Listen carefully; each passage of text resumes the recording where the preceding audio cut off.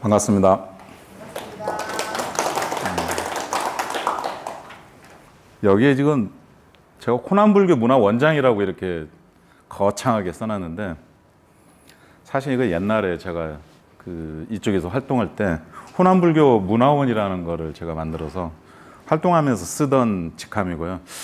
뭔 직함을 써야지. 근데 실질적으로 제가 지금 하고 있는 일은 불교신문 광주 전남 지사장을 하고 있습니다. 그래서 광주 전남 일을 하고 있는데, 제가 불교인이라고 이렇게 하면서 제가 다닌 게 고등학교 1학년 때부터거든요. 고등학교 1학년 때부터 불교 학생 일을 했었는데, 묘하게 제가 두 가지 불교를 접하면서 누가 그렇게 시키지도 않았는데 그런 게 있었어요. 뭐가 있었냐면은 두 가지인데, 하나는 그 누구라도 그때 당시 한 3, 40년 전에 불교를 접하게 되면 다들 스님 되는 줄 알아요. 다들 출가해서. 그래서 막 학교에서도 놀림을 많이 하기도 하고 그러는데, 그런데 저는 묘하게 출가라는, 내가 머리 깎고 승려가 돼야겠다라는 저기를 한 번도 안 해봤어요. 참 저도 지내놓고 생각하니까 묘하다 생각하는데, 왜 그랬냐면 불교는 누구나가 다 부처가 되는 건데, 그때 이제 제가 들었을 때 누구나가 다 부처가 되는 건데, 스님들은 이제 출가해서 정말로 그냥 오직 나는 저기 수행 정진해서 그 부처가 되겠다라는 거고, 그 다음에 우리들은 불자들은 제가자로 있는 그 자리에서 어디에서더니 거기에서도 그 공부해가지고 부처가 되겠다라는 이러한 것이 불교라는 거예요. 저는 그게 사실은 너무 와닿아가지고 제 상황에. 그래서 저는 그 스님들은 출가 수행자이고 제가자들은 그 제가 수행자, 우리는 다 수행자 이기 때문에 굳이 내가 그래서 애시당초부터 그 생각을 없었어요. 출가를 해야겠다는. 그래서 제가 불자로서 수행 이렇게 하는데 공부 좀 이렇게 잘 하면서 해야겠다. 그러면서 보니까 나중에 이제 불교를 접하면서 보니 제가 불자들 중에서도 정말로 그렇게 깨달아가지고 한 세 분이 계시더라고요. 저기 유마대사, 그죠? 저기 인도에, 중국의 방거사, 우리나라의 한국의 부설거사, 이렇게. 부설거사의 무대가 바로 김제잖아요, 김제 이쪽인데, 어쨌든 이제 그런 거를 생각을 했었고, 또 하나 제가 얘기하는 거 뭐냐면, 저 그때 당시 한 40년 벌써 됐네요. 이때쯤에 절에를 가면, 우리 지역 금산사를 가든 이런 데 가면 거기 그 주차장에 그때는 차 넘버가 다 지역이 있어요. 서울 아니면 전부 다 경상도예요. 아니 우리 지역에는 왜 제가 이제 전주에서 학교를 다녔는데 불교 학생이라, 아니 우리 지역은 어째서 불자가 이렇게 없는 건가? 이게 다른 타 지역에서만, 어쨌든 그때 당시부터 근래까지도 그럴 것 같은데, 호남의 사찰을 먹여 살리는 건 전부 다 부산 불자라고 그랬어요. 그때부터 이미. 저는 이게 아닌데, 우리 호남의 경어 경어, 탄어 스님 기타 이하 등등 지금 현존하는 그 큰 스님들도 거의 우리 전라도거든. 전라도 여기 그 출신들이신데, 아니 이렇게 큰 스님들이 많은데 왜 우리 불자들이 없을까? 그래서 저는 오직 고등학교 때부터 생각하는 게 호남불교밖에 생각을 안 했어요. 저기 서울이나 경상도 거기는 그네들이 알아서 하고, 한번 호남불교만이 그게 묘해요. 누가 그러라고 한 것도 아닌데. 그래서 이제 지금까지 저기를 해서, 그래서 제가 여기 호남불교라는, 제가 딱 20년 됐습니다. 올해 21년째인가 광주에 와가지고 호남불교 문화원이라는 걸 만들고, 지금은 이제 호남불교 호남 불교를 좀 뺐죠. 호남문화원 사단법인 법인을 하나 만들어서 좀 이끌고 있습니다. 이렇게 거창하게 이 얘기를 하는 이유는 뭐냐? 불교를 접하는데, 제가자들이 불교를 접하는데 여러 가지 방법이 있지만, 그 중에 제가 보기에는 문화 쪽이 참 쉽고 참 접근하기가 좋아요. 문화 쪽에. 그래서 제가 불교 문화 쪽 이쪽 이야기를 좀 많이 그 같이 이야기하고 찾아보고 그러다 보면 그 불교를 부처님이 부처가 되어지는 지름길이 되는 것이 아마 쉽고 우리 제가자들에게 의외로 뭐랄까 접근하기가 쉽고 만나기 쉬운 게 불교 문화라고 봅니다. 근데 그 중에서도 호남 불교가 이게 만나면 만날수록 우리 이순신 장군이 예전에 양무 호남 시무 국가 그랬다고 하죠. 호남이 없었으면 만약에 호남이 없었으면 그 나라도 없었을 것이다. 이랬다고 그래요. 저는 딱 맞다고 봐요. 양무 호남 불교가 없었으면 시무 한국 불교예요. 오늘의 한국 불교는 없다고 봅니다. 이게 제가 가지고 있는 신념인데 한국 불교의 뿌리를 이렇게 들어가서 보면 특히 문화 쪽으로 사상은 어쨌든 큰 스님들이 워낙에 많이 나오셨으니까 우리가 둘째치고 조금 접하기 쉬운 문화 쪽으로는 불교 문화 쪽으로는 호남 불교가 뿌리가 되는 경우가 거의 대부분이 그래요. 조각, 그 다음에 회화, 심지어는 아니지만 범패. 우리들 스님들 오하거나 영산제 할 때 그런 범패 소리, 그런 소리. 그 다음에 또 나비춤이나 이런 그 스님들 추는 적이다. 그 다음에 불모라고 하죠. 부천 불상을 조성하는 이런 거의 대부분이 바로 우리 호남의 맥이 이제까지 내려와서 퍼진, 그리고 그 맥이 지금까지도 거의 대체적으로 우리 지역이에요. 우리 지역.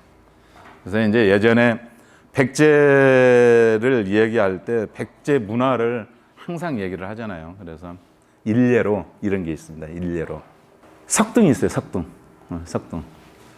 근데 우리 지역의 석등은 원래 석등이라는 건 이렇게 팔각 이렇게 간주석 위에 화사등 불빛이 나오는 거기에 창이 8개가 이렇게 있어요. 원래. 근데 그 무거운 돌덩어리에 8개의 각의 창을 내기가 이 돌을 쉽지가 않아요. 그런데 우리 지역은 가까운 우리 담양인가 여기 개선사지 석등만 하더라도 이미 통일신라 시대 이미 이때부터 8개의 창이 다 나 있어요. 8개의 창이. 경상도 지역에는 그 예가 없다고 그래. 그 예가. 그러니까 1000년이 넘는 세월 동안 그 무거운 돌덩어리를 이고 있을 만큼 8개 창을 내고도 존재할 수 있는 그런 기술을 가진 게 우리 지역이라고 그래. 우리만이 가지고 있는 호남의 우리들이 가지고 있는 DNA라고 볼 수가 있습니다. 그래서 제가 호남 불교를 조금 우리가 알면 정말 더 특히 제가 불교를 더 쉽게 만날 수 있다라고 이렇게 생각을 합니다. 그런데 등잔 밑이 어둡다고 그냥 답사를 하더라도 저기 멀리만 가려고 그러죠. 매달 한 번씩 답사 이렇게 성지순례나 이런 걸 저기를 진행을 해봐도 저쪽 멀리 강원도 이런 데 가면은 한 차가 꽉 차요. 근데 우리 지역 저기로 하면 한 차 채우기 참 힘들어. 그래서 이제 만나서 물어봐요. 거기 갔다 오셨냐고 예전부터. 아니 갔다 오진 않았대요. 그럼 왜 가시지 왜 저기 이번에 같이 안 가셨습니까? 언제든지 갈 수 있으니까. 대부분이 그래요. 언제든지 갈 수 있으니까. 하여튼 등잔 밑이 어둡다고 우리를 정말 몰라요. 우리를. 그래서 오늘 같이 계시는 분들은 우리 지역을 조금 알면 더 좋겠다. 그래서 제가 우리가 불교 미술을 가지고서 논문을 쓰거나 학자가 되는 거 아니잖아요. 요만큼만 아는 만큼만 우리가 좀 불교를 대해서 이해하기 쉬운 만큼만 좀 요만큼이라도 알면 우리가 저 불자로서 그 다음에 깨침으로 가는 그러한 좋은 안내가 되는 게지 않겠나라고 해서 제목을 이렇게 잡았고, 그리고 제가 제 저기를 타이틀을 호남 불교라는 걸 항상 앞에 들고, 그래서 저는 화두처럼 저는 그냥 입에 그냥 바른 게 그냥 호남 불교입니다. 호남 불교. 다른 불교는 그냥 그쪽 분들이 알아서 하더라도 우리 호남 불교라도 조금 좀 알아봤으면 이런 차원입니다. 그래서 오늘 여러분과 같이 조각이라는 부분을 하면서 가능하면 우리 쪽에 한번 좀 살펴보도록 이렇게 하겠습니다. 어려운 얘기 아니에요. 그냥 저기 종교라는 게 뭐 다 알다시피 이렇다고 그래요. 그 20세기 초반 독일의 칼 야스퍼스라는 철학자가 이런 말을 해요. 추구시대. 추구시대라는 말을 많이 듣죠. 축. 그러니까 그 자동차 바퀴에 이렇게 축이 있죠. 이렇게. 그 기원이 된다. 이게 기점이 되고 이게 얘가 중심이 된다라는 거죠. 근데 이 추구시대라는 것이 있다라는 거예요. 이게. 그래서 BC 8세기에서 BC 3세기 사이 약 한 500년 되겠죠. 인도의 서가모니 부처님이 그 기원전 서기 전 550년경 자이나교 그 마하비라, 중국에도 공자나 묵자, 노자, 그리스의 소크라테스나 플라톤, 이네들이 이 시기에 활동을 했다고 그래. 이 시기에. 근데 이 추기 시대가 왜 중요하냐? 이전에는 그냥 그 자연의 현상에 이렇게 흘렀지, 이것이 우리의 어떤 인간과 관련된 그런 그로 이렇게 연결되지 못했었어요. 근데 체계적으로 이 시대에 학문이 시작이 되고 이성과 인격을 가진, 그러면서 종교가 거의 이때 다 형성이 되죠. 이거를 추구 시대라고 하는데, 놀랍게도 현대 문명이 아무리 이 1000년, 2000년이 지나는 동안 수많은 저기들이 지내왔지만 한 번도 인류는 이 추구 시대를 능가하는 저기 때가 없었다고 그래요.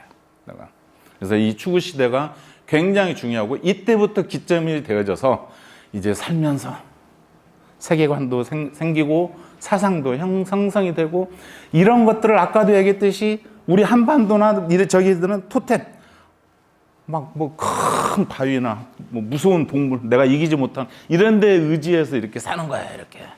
이렇게 살아서, 그리고 그때 종교와 비슷한 역할을 해줬던 게 어느 지역이든 그 무속이라고 우리가 얘기하는 그 토속 신앙들, 이네들이 저기를 얘기를 했는데, 이게 이제 추구 시대를 지나오면서부터 뭐가 되냐? 다 알다시피 고급 종교가 되는 거야. 굉장히 체계적인. 전생이 어떻고 윤회가 어떻고, 우리나라도 유교하고 불교가 전래가 되면서부터 굉장히 이제 체계적인 뭐랄까요, 이런 그 사상이나 이런 것들이, 종교나 이런 부분들이 체계화되어지는데, 우리 불교는 서가모니 부처님의 정확한 연대는 잘 알지는 못해요. 하지만 그동안 나온 어떤 저기나 유물이나 이런 걸로 뭐 여러 가지 학자들이 저기 했을 적에 아마 기원전 5세기, 그러니까 그 기원전 한 500년경 이때쯤, 그러니까 우리가 지금이 2000년이니까 지금이 불기 2560 몇 년인가 이렇게 되죠. 67년. 한 500년 정도 된다는 거예요, 그냥. 그런데 이 불교가, 인도에서 시작됐던 불교가 중국, 티베트 뭐 이쪽을 거쳐서 중국을 거쳐가지고 한반도까지 오는데 얼마나 걸려요? 약 한 4세기경, 300년경, 이때쯤, 물론 그 전에도 오기는 오지만, 이때쯤부터가 이제 그 한반도의 불교가 그래도 좀 체계적으로 들어와요. 1000년 걸려, 1000년. 그래서 문화는 물과 같다고 그래요, 물과. 물의 속성은 뭡니까? 물의 속성은 위에서 아래로. 그렇죠. 위에서 아래로. 문화도 똑같아요. 고급 문화에서 이렇게 조금 부족한 대로 이렇게 흘러오는 게 이게 문화여서, 그 불교 미술, 불교라는 종교의 그거를 형성해주는 외형적으로 나타나는 미술이 사상이나 생활에 있어서 매우 혁신적이고, 오늘로 치면은 첨단 지식이 되고 역동적이고 다이나믹한 게 우리 그 불교 미술이 한반도에서는 이렇게 역할을 해왔다고 봅니다. 자, 이거 참 중요합니다. 중요해요. 불교.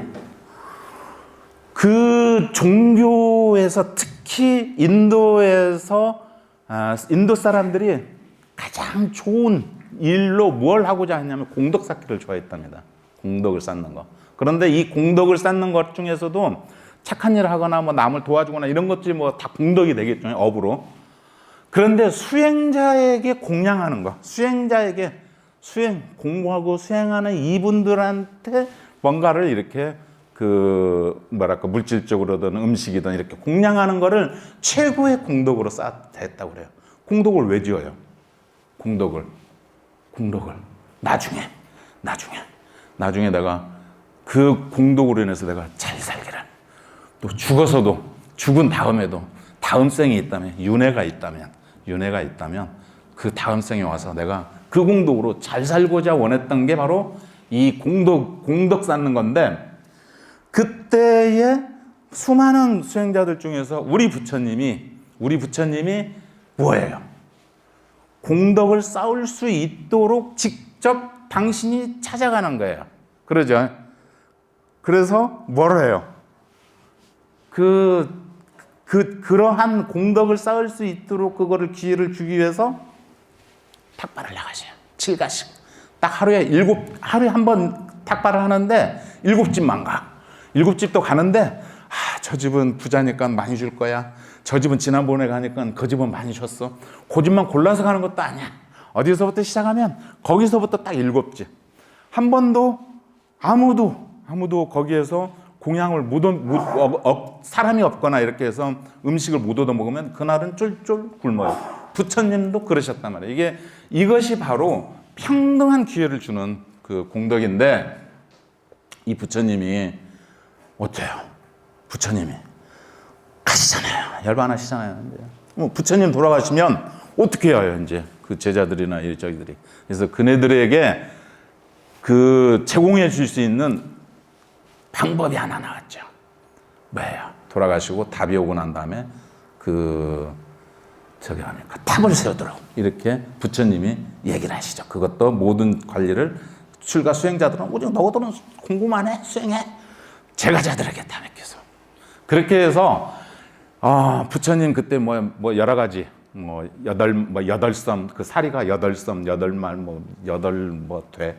어쨌든 하여튼 분리를 하니까 그때 그 부처님이 다니셨던 그 인근에 영향을 끼쳤던 나라가 8개가 있어가지고 8개에서 그냥 나눴어. 그래서 그거를 근본팔답이라고 하고, 그 다음에 늦게 왔어. 어떤 나라 왕은. 그래서 거기에 있는 죄를, 그래서 회탑이라고 하죠. 그리고 병탑. 어떤 사람은 그나마 그 늦게도 못 왔어. 어느 국왕은. 그래서 어느 그 나라로 갔던 그 사리를 모시고 갔던 그 병을 모셔다가 탑을 세워. 그래서 10개의 근본 8탑 플러스 2개, 병탑하고 회탑하고 10개의 탑을 세웠다고 합니다. 그래서 나중에 부처님이 열반하시고 난 다음에도 공양할 수 있는, 덕을 쌓을 수 있는, 좋은 선업을 쌓을 수 있는 기회를 계속 제공하는 그런 희망이 되었던 거죠. 근데 이게 지금에까지 제자들, 수행자들, 그들에게 경제적인 기반이 되고 있어요. 그렇죠? 우리 탑이나 사찰이나 이런 부분이에요.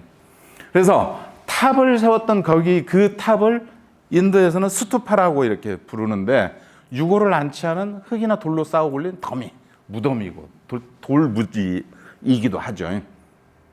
스투파가 이제 불교가 전래되면서 이 탑이라는, 이 스투파라는 게 투파, 타파 이런 식으로 이제 말이 변해서 나중에 이 타파, 중국 애들이 기록을 할 때, 그래서 그 원음 그대로 기록을 하려고 해서 타파라고 그랬고, 이것을 줄임말이 탑이에요. 탑, 오늘의 탑. 탑은 부처님의 사리를 모신 것이에요. 그래서 지금도 제가 성지순례나 이런 거 갈 때 법당 안에 부처님을 예배하러 이렇게 가는 것도 중요한데, 앞에 탑이 있으면 그 안에 탑이 있는데, 아니 그 부처님이 계시는데 탑은 부처님과 동격이에요. 부처님과. 그래서 탑은 부처님이고, 나아가서 이제 이 탑에다가 그 탑을 이제 10개, 나중에 이제 아쇼카 왕이라는 이따가 나오는데, 아쇼카 대왕이라는 분이 기원전 한 200~300년 전쯤, 부처님 인멸하시고 100에서 한 200년 전쯤, 후에쯤 아쇼카 대왕이 그 인도를 처음으로 통일을 한 그 엄청난 왕이 나오시는데, 이분이 그 부처님을 만나야겠는데, 이렇게 10개밖에 없으니까, 10곳밖에 없으니까 부처님하고 더 가까이 갈 수 있는 게, 그래서 그냥 그 10개의 탑을 다 해체분해 해가지고 인도 전역에다가 84,000개의 탑을 세워요. 그것이 오늘까지 남아 있는 게 인도의 산치대탑입니다. 일단 이제 사진을 보게 되는데, 그래서 거기에다가 이 탑을 세우면서 그 인도에서는 탑을 어디에다 세웠냐? 사람이 많이 모이는데, 큰 사거리나 이런데. 그래서 사람들이 가다가 저기 뭐야? 탑이 부처님이라는 곳이 있었는데, 그래서 거기에서 이걸 지키는 제가자가 있었어.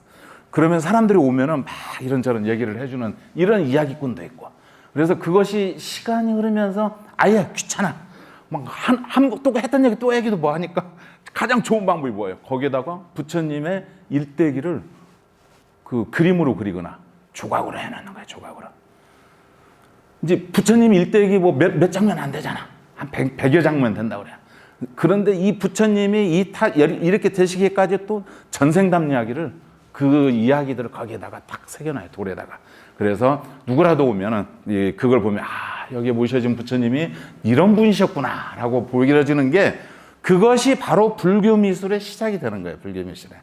그게 거기에서부터 불교 미술의 시작이 되어서, 불교 미술은 다른 말로 하면 부처님과 만남, 부처님과 인연을 맺게 해주는 그것이 되는 거고, 그리고 부처님에게 나아가는 거.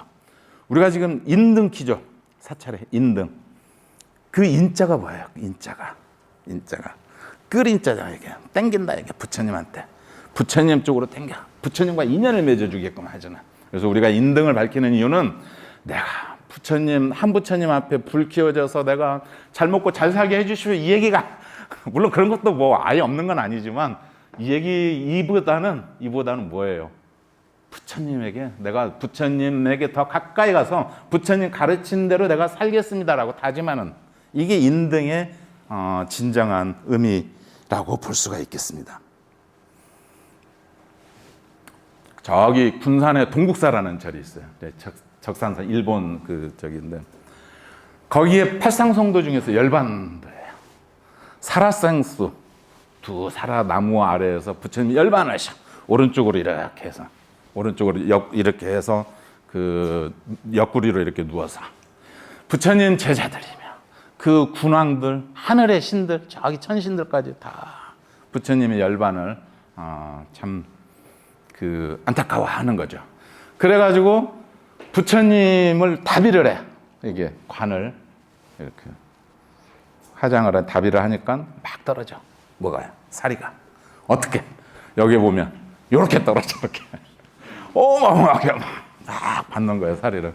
저 사리들이 바로 나중에 근본 8탑이 되고, 나중에 아쇼카 왕이 나눠서 이렇게 84,000개 탑이 돼요. 이 사리를 이렇게 보셨어요. 사리개. 초창기인데. 그래서 이 사리기를 보면 지금의 뭐과 비슷해요. 우리가 탑하고 비슷하죠. 기단이 있고 몸이 있어요. 이게 탑신.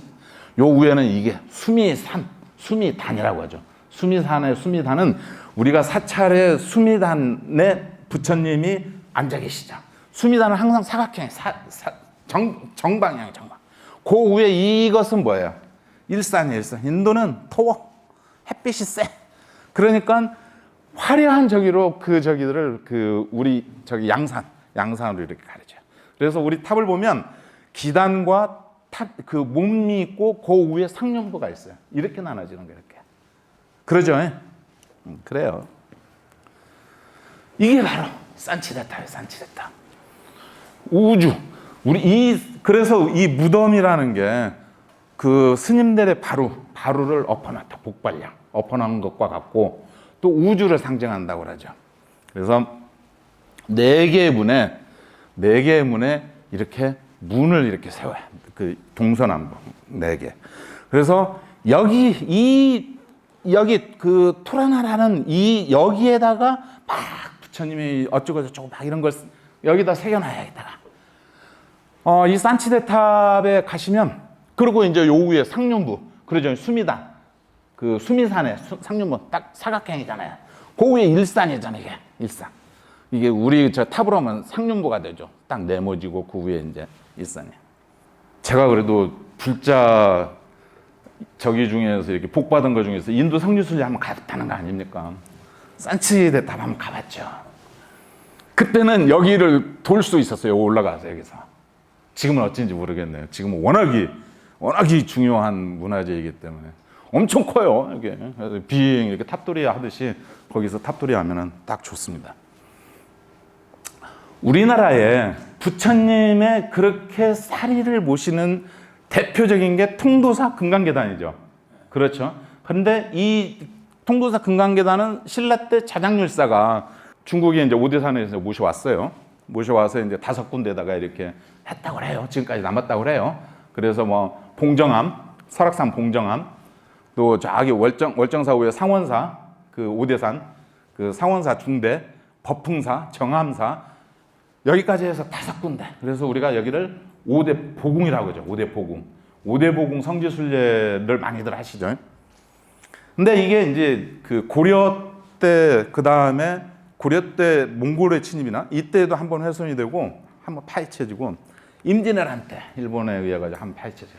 그래서 임진왜란 이후에 지금 오늘의 모습의 형태를 갖추는데 똑같이 비슷하죠. 그러니까 부처님 살이 그 저기를 그 인도의 그 산치대탑에 비하면 거기에 맞춰서 이렇게 거의 형성이 되졌다고 그래요. 그래서 이 안에 그 안에 여기 기단이 있고, 그 다음에 여기 뭡니까 이렇게 우리 그 바루를 저기 우리 바루공양아죠. 바루를 엎어놓은 듯한 저기를 해놓고 그 위에 상륜부 여기 그러죠. 수미산 이 형태가 종과 같다고 그래서 뭐 종형이라고도 해요. 종형이라고도. 하지만 이 원형은 어디와 비슷하냐면 아까 봤던 산치대탑이나 그때 당시 부처님 그 이후에 초기에 가장 근접하게 만들어진 것 같습니다. 그래서 이제 여기 부처님 모셔져 있기 때문에 이 단에 여기에서 이제 스님들이 계를 받습니다. 그래서 금강계단이라고 하죠. 초기 불교는 아까도 말씀드렸듯이 부처님 열반까지 부처님 일생을 한 100여 개 장면, 그리고 또 본생담이라고 그래서 부처님이 여러한 그 좋은 선업을 지어서 깨달은 부처가 되셨다라는 그러한 부분 중심으로 사실은 처음에 형성이 되자야 아까도 얘기했듯이 우주를 상징하는 그러한 그 돔 형식의 저기가 되어서 이 사방에 4군데 하나 둘 동서남북 여기에 이제 이런 그 토라나라라는 이런 거였어요. 그래서 여기에 이렇게 새겨져 있는 거예요. 아까 이야기한 부처님의 일생과 그 다음에 또 부처님의 본생담, 부처님 되시기 이전에 부처님 그 전생담이 이렇게 조각이 돼 있어요. 지금도 이게 그러니까 지금 우리가 2023년이잖아요. 아쇼카 왕이 산치대탑으로 84,000개의 탑 중에서 이렇게 남아있는 몇 개 안 되는 그 탑 중에서 하나니까 아쇼카 왕이 서기 한 300년 전. 그러니까 2200~300년 전. 지금도 이렇게 가면은 다 예전에는요. 제 거 카메라가 이건 제 사진 아니고요. 저도 찍긴 찍었는데 그때는 이렇게 거의 똑딱이 수준이어가지고 땡겨서 찍을 수가 없었어. 지금은 땡겨서 찍을 수가 있잖아요. 그 좋은 사진들 많아요. 인터넷에 들어가 보면 이런 사진이. 그래서 그 석주에 사사자 석주가 있는데 거기에 그 중에 이런 것이 있어요. 이렇게 이게 뭐냐? 부처님이 제자들하고 그 어느 벌판에서 이제 명상을 하시는데 이렇게 아마 걷기 명상을 하셨던 것 같아요. 근데 그때 부처님이나 제자들이 항상 저기 했던 게 바루나 뭐 그런 거잖아요. 근데 바루를 옆에다 놓고 다 같이 부처님도 같이 그랬더니 원숭이가 부처님 바루를 가지고 가는 거예요. 그러니까 제자들이 막 놀래가지고 저 부처님 바루를 깨트리는 거 아닌가 그랬는데 이 원숭이가 그 절벽에 있는 그 꿀 있잖아요. 벌꿀. 거기서 꿀을 탁 담아가지고 온 거예요. 자기도 원숭이도 부처님한테 공덕을 지으려고 이렇게 해서 공덕을 지으려고 했단 말이에요. 부처님이 처음에 안 받아요. 그러니까 원숭이가 이거 그 안에 막 이제 처음에 이렇게 그 꿀을 이렇게 따가 저기 막 하다 보면 그 안에 뭐 여러 가지 뭐 벌레도 있고 그러잖아요. 그래서 그러나 그래서 이렇게 휘저으면서 벌레를 집어냈어. 그래도 안 받으셔. 그럼 왜 그럴까? 그래가지고 나중에는 거기다가 물을 이렇게 타. 그러니까 그때 받으셔요. 아무래도 이제 물을 타면 여럿이 나눠 드실 수 있는 뭐 그런 공덕을 지을 수 있는 그런 이야기를 그 아까 토라난가 그 기둥이나 여기다 이런 걸 새겨. 근데 흥미로운 게 이게 뭐예요? 보리수 나무거든요, 저게. 그때만 해도 우리 동양의 생각은, 동양 쪽의 생각은 위대한 분이나 이런 거를 함부로 형상화시키지 않았었어요. 형상화시키지 않았어요. 그래서 부처님이 계시는 자리를 저렇게 부처님을 상징하는 그 깨침을 얻으셨던 보리수 나무나 또 여러 가지 기타 뭐 이런 저기로 그 하는데, 이거는 근데 의외로 이거는 뭐냐? 전생담력이야, 전생담. 이거는 부처님이 되시고 난다는 얘기고, 이건 전생담력이야. 전생에 어떤 수행자가 있었어. 이 수행자가 있는데 비둘기 한 마리가 이 수행자 품으로 날라왔어. 나 좀 살려주세요. 나 좀 살려주세요. 왜? 아마 요거 아닌가 싶은데. 독수리, 매. 저기 비둘기를 잡아먹으러 오는 거예요. 그래서 이제 숨겨서 살려주는데 매가 그러는 거죠. 그러면 비둘기만 생명이고 나는 내적인데. 그러니까 그렇다고 해서 저기 뭐랄까 참 가련한 비둘기를 죽게 할 수는 없어요. 그러니까 그러면 네가 필요한 만큼 내 몸을 잘라주겠다. 아니 몸 살을 주겠다고. 그래가지고 그러니까 살점을 띄어서 이렇게 달아요. 하늘에 뭐 천신들이 와서 그걸 달았는지는 모르지만 아무리 띄어서 엉덩이살 뭐 팔까지 띄어서 여기다 올려도 이게 안 맞아. 자기가 먹고 싶어 하는 그만큼의 이것이 안 내려가. 나중에는 어떻게 하니까 내려가요? 이 수행자가 여기에 다 올라가니까 내려가요. 생명은 그렇다라는 거죠. 생명은 누구나 다 똑같다라는 거죠. 비둘기 요만큼의 살점을 아무리 저기 해도 이것이 아니라 생명이라는 시죠. 뭐 그런 얘기들을, 이게 전생담입니다. 이러한 희생으로 인해서 부처님으로 나중에 선업을 쌓아서 부처님이 되셨다라는 게 요 얘기입니다. 그런 얘기들이 거기 가면 있어요.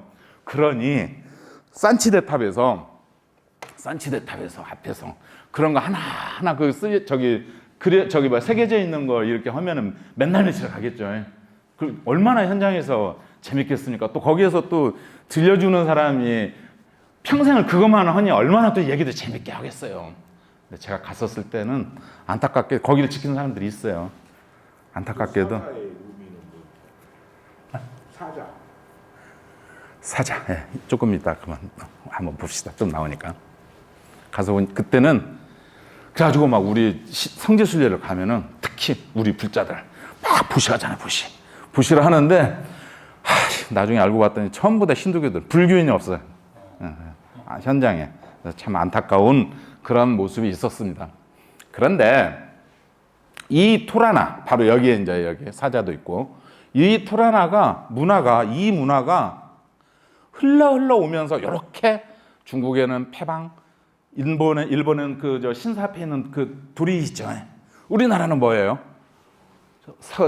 향교나 이런데 홍산문 그렇잖아요. 이렇게 오는 거예요. 이게 이제 그 일주문에 이렇게 저기가 이렇게 물 흘러듯이 문화가 내려오면서 일주문이 이렇게 저기가 되는 것입니다. 그래서 이제 그렇게 불교가 형성이 되고 부처님도 열반을 드셨는데, 그러고서 약 한 200~300년 후에 아쇼카 왕이라는 그 최초의 인도 통일 제국을 한 이 왕이 국교로 승인을 해요. 그래서 워낙에 인도 제국을 하려고 할 때 얼마나 살생을 많이 했겠습니까? 근데 이 양반은 그 이복 형제들이 99명, 100명이라고도 해요. 다 죽여, 다. 그러고 어쨌든 이런 살생의 대표적인 적인데 나중에 불교를 만나면서 다르마에 의한 법에 의한 정복이라는 그런 걸 표방하기 위해서 불교를 기반으로 통치를 나중에는 정말로 이제 전륜선왕이라고 우리가 얘기를 해요. 아쇼카 왕을 전륜선왕이라고 하는데 이런 정도로 그러니까 나중에 이제 그 당신이 무슨 뭐 동물도 함부로 죽이지 말아라. 동물도 다치면은 치료해줘라. 이때 당시에 이미 이때 당시에 그렇게 저기를 해요. 그래서 아까 얘기했듯이 84,000개 불탑을 조성을 하고 이것을 그 널리 그 석주에 새겨서 인도 전역에 세우는데 그러면서 당신이 부처님 성지를 순례를 해요. 성지 순례를. 부처님 성지를. 그래서 성지 순례에 사실은 틀을 잡고 저기를 했던 분은 아쇼카 대왕이에요. 제가 몇 년 전까지 아쇼카 순례단이라는 걸 운영을 했었었는데 아쇼카 순례단이라는 저는 근데 아쇼카 대왕만큼의 원력이 저기 하지를 못해서 그런지 어쨌든 뭐 하여튼 그래도 꾸준히는 했었었는데 그렇습니다. 그래서 석주를 이렇게 세우는데 이 아쇼카 대왕이요 당신 아들을 출가를 시켜서 지금의 스리랑카 있잖아요. 그쪽 포교사를 보내요. 스리랑카 어디까지 보내냐? 미얀마, 버마 저쪽에 북쪽으로는 저기 이집트, 그리스 이쪽까지 다 포교사를 보내요. 그래서 이 석주를 거기에다가 석주를 세우면서 부처님 이야기를 그리스어나 그쪽 언어로도 같이 몇 개 언어를 쓰면서 그렇게 해서 세우는 아주. 그래서 히말라야 이게 인도인데 이만큼 통일을 했어요. 이만큼. 그래서 이게 이제 겐지스강이고 인더스강이고 여기가 이제 네팔이 있고 히말라야인데 부처님이 활동하신 부분은 겐지스강 주변의 요 부분이에요. 요 부분. 그때만 해도 여기가 도시국가들이 도시마다 하나의 국가인데 그 도시국가들이 잘 살았다고 그래요. 이쪽이. 왜? 그때는 강이 있으니까. 근데 지금은 여기 비하라주인가 뭐 해가지고 인도에서도 제일 안타까운 좀 부족한 동네인데 이쪽에가 이렇게 여기가 산치대탑이 있는 데가 여기가 있고 이러한 불교 성지들이 이쪽에 다 이렇게 부처님이 주로 여기를 걸어 다니셨던 거야. 부처님 저기가 그래서 산치대탑에 이렇게 가시는 모습입니다. 이제 우리 불교 조각의 기본으로 들어가죠. 우리 불상의 기원은 이렇다고 그래요. 동양이나 서아시아. 그러니까 저기 중동이라고 하는 것도 그 동양의 서양 쪽에 얘기한 지금 오늘의 중동 여기까지가 다 그 아시아죠. 그래서 페르시아 그쪽이 페르시아인데 이쪽 지역은 종교 숭배 대상을 조각상으로 만들지 않았다 그래요. 그래서 그 알렉산더 대왕이 동방을 정보로로 막 오는데 어디까지 오냐면은 저기 그 파키스탄 오늘의 인도 위에 파키스탄 여기까지 와요. 여기까지 오는데 너무 왔어. 여기까지 왔는데도 아직도 아시아야, 동방이야. 그러다가 이제 도저히 더 안 돼가지고 이제 돌아가다가 목에 물려서 이제 죽은 게 알렉산더 대왕인데 알렉산더 왕이 동방 원정을 하고 이쪽 지역에 그 문화가 형성이 되는 게 그 그리스 문화가 형성이 되는 게 이제 그 지역과 만나가지고 헬레니즘 문화가 되어져서 우리 이제 간다라 지역에 이제 그런 문화가 되는데 아쇼카 왕이 통일 제국을 세우고 국교를 이렇게 승인하고 난 다음에 석주를 세워서 거기에 이제 그 기념회를 하는데 이 석주가 재밌어요. 석주가. 이 석주는 사실은 이집트의 오벨리스크를 원래 저기라고 학자들이 주로 얘기를 해요. 이집트의 오벨리스크는 이집트의 피라미드나 성전이나 신전 앞에 세워져 있는 적인 건데 이게 기원전 약 한 3,000년 전부터 있어요. 3,000년 전. 그래가지고 여기 마지막에 오벨리스크가 아까 인도의 저기 뭡니까 산치대탑의 토라나 문 있잖아요. 이렇게 변형이 되지고 이렇게 와서 한국에 와서는 단간까지 오늘의 단간이 있죠. 단간 지금은 단간 지주만 남아 있는 데가 많지만 여기 그 우리 그 나주에 가도 단간 있잖아요. 나주 단간, 저기 돌단간, 석달단간 그런 그 단간에까지 그 이어져 오는 거죠. 이게 이집트의 오벨리스크예요. 그 뭡니까 뭐 눅소르 신전에 태양 신전 앞에 있는 원래는 두 개가 있었어. 프랑스 콩모드 광장 앞에 있는 에펠탑하고 있는 똑같은 이거를 가져갔어. 거의 빼앗다시피 했어요. 뭐 공식적으로는 뭐 저기 써 있듯이 그렇게 해요. 이집트 총독이 뭐 선물했다고 그래요. 그런데 우리 이게 석주예요. 아까 이야기한 그 아쇼카 대왕의 석주. 이게 바이샬리라고 유마거사가 활동했던 그 바이샬리의 이 뭡니까 무덤이 있죠. 살이 저기가 있고 거기에 석주를 세워서 여기에 말이나 코끼리나 사자나 이렇게 해요. 그 중에서 대표적인 석주의 그 머리 중에서 이 사르나트라고 녹야원이 있죠. 부처님 그 처음 법문한 오비구 사르나트에서 발굴된 이 석주의 머리 부분이 이게 가장 대표적입니다. 사자 4마리의 사자 저기가 되는 거죠. 그래서 밑에 이 수레바퀴가 지금 오늘의 인도의 그 국기에 그것과 똑같이 이렇게 되는 거죠. 이게 이제 뭐냐면 부처님을 아까 얘기했었죠. 부처님을 표현을 못할 때, 안 할 때 보리수나무나 그다음에 부처님이 뭐예요? 평생 걸어서 전법을 했잖아요. 수레바퀴. 그거를 수레바퀴로 표현을 하는 거예요. 그래서 이게 부처님이에요. 부처님. 여기 이게 뭡니까? 녹야원이니까 이제 그 사스민과. 그래서 근데 이게 이제 페르시아나 이쪽에서는 사실은 또 태양의 햇살처럼 막 그죠? 태양의 햇살처럼 이렇게 보이죠. 태양신을 상징하기도 하는데 불교에서는 부처님이 전법을 의미하는 수레바퀴를 이 얘기를 해요. 여기 사자가 있어, 사자. 불교는 많은 동물들, 불교와 인연 있는 많은 동물이 있는데 그 중에 대표적인 게 사자예요, 사자. 사자는 지혜의 상징이에요.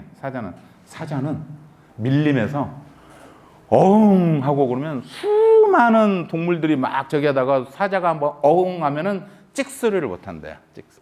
부처님이 그때 당시에 수많은 그런 그 수행자들 저기 하는 뭐랄까 나름대로 깨달았다고 막 하면서 막 이렇게 그러는 수많은 신진 저기들이 있었는데 이 사상가들이 있었는데 그 수많은 사람들이 막 떠들더라도 부처님이 한마디 딱 하면 그들은 딱 조용했다고 그래요. 왜? 부처님 말씀이 맞기 때문에 저기를 어떤 때라도. 그래서 부처님이 말씀하시는 그거를 사자의 밀림의 사자와 똑같아서 사자의 비유를 해서 사자후라고 하죠. 우리가 청법가를 할 때 사자후를 하소서 이렇게. 그래서 부처님을 또 모시는 저기를 대자를 대부분 사자들이 많이 저기 하죠. 이 자리는 부처님이 앉으셔서 사자후를 하는 자리다. 그래서 그 대자에 연꽃도 있지만 사자가 많이 이렇게 있습니다. 그래서 사자는 불교에 부처님의 사자후를 상징하고 또 그 다음에 불교에서 또 지혜를 상징해요. 지혜를. 그래서 뭐 그렇다고 하죠. 개 앞에서 이렇게 돌을 던지면 개는 그 돌을 쫓아서 막 뛰어가고 사자 앞에서 이렇게 던지면 던진 놈의 손을 문다고 그러죠. 지혜가 있다는 거죠. 지혜가. 그런다고 합니다. 그래서 이 오벨리스크, 기원전 3000년 전에 있었던 오벨리스크가 그리스, 로마, 인도 이렇게 전해져 와서 중국의 아까 이야기했던 패방이나 한국의 홍살문이나 일주문이나 여기까지 이렇게 연결이 되고 일본에까지 가서는 신사 앞에 있는 도리까지 이렇게 연결이 됐다는 게 요즘 학자들의 주장입니다. 요즘 하여튼 좋은 시대예요. 정말 그냥 급변해요. 굉장히 많이 그 생각이나 사상이 막 나오거든요. 불상의 기원, 중요한 무불상 시대 10분 후에 하겠습니다. 이어서 한번 좀 알아보겠습니다. 그래서 이제 무불상 시대. 이게 뭔 말이냐면 불상을 안 만들어. 불상이 없던 시대. 이게 약 한 500년 됐다고 그래요. 사실은 뭐 예전에 요 근래는 한 200년 이렇게 얘기하더라고요. 이게 학설도요. 학자들마다 이게 워낙에 좋은 저기들이 많이 나와가지고 막 바뀌어. 그냥 금세금세 바뀌어. 금세금세. 어쨌든 사람의 형상을 만들어서 숭배하는 관습이 우리 동양 쪽에는 없었대요. 그때는 이렇게 너무 건방지게 어떻게 위대한 성인을 이렇게 해놓고 그 앞에다가 이런 그 생각 자체가 이렇게 틀렸답니다. 그런데 이슬람도 결국 중동이잖아요, 중동. 뭐 그쪽도 어쨌든 뭐 하여튼 아시아 이렇게 그쪽으로 이렇게 보면 그네들은 지금까지도 인간을 형상화하지 않는다고 그래요. 그래서 저쪽 파키스탄 그쪽에 간다라 불상들이나 얘네들이 막 이슬람교도들이 불교를 막 인도나 저기 해가지고 막 우상 숭배라고 해서 막 파괴시켰던 거예요. 바미안 석불이나 얼마 전에도 그런 석불을 막 파괴를 시키고 막 이슬람이 그렇게 저기를 하죠. 그래서 이슬람 저는 사원에 들어가 보지는 않았는데 뭐 유튜브나 이런 거 보면은 그 안에 뭐 이렇게 글씨는 있어요. 글씨 뭐 이렇게 저기나 아니 저기 무불상 시대에 저 보리수나무를 새겨놓거나 그분이 했던 글씨를 써놓거나 거기에 대고 저기 뭡니까 마음을 이렇게 내는 건 뭐 거의 다 비슷한 건데 뭐 어쩌서 그렇게 하여튼 뭐 관점의 차이입니다. 관점에. 그래서 이제 초기 불교는 부처님을 숭배의 종교가 아니라 부처님은 진리를 깨닫고 가르침을 전하는 위인으로 궁극적인 목적은 부다처럼 깨달음을 얻는 것이었어요.